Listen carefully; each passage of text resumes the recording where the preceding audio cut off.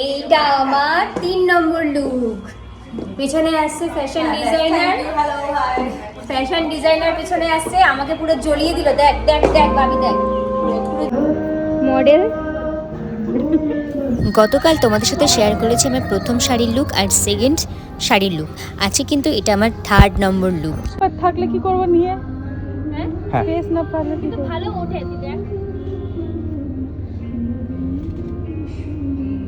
এই শাড়িটা পরে কেমন লাগছে অবশ্যই বলো। আর গতকাল যারা আমার প্রথম এবং দ্বিতীয় শাড়ির লুকটা দেখোনি, সেই মিনি ব্লগের লিঙ্কটা আমি এই ভিডিওতে দিয়ে দেবো, তোমরা অবশ্যই গিয়ে একবার দেখে নিও।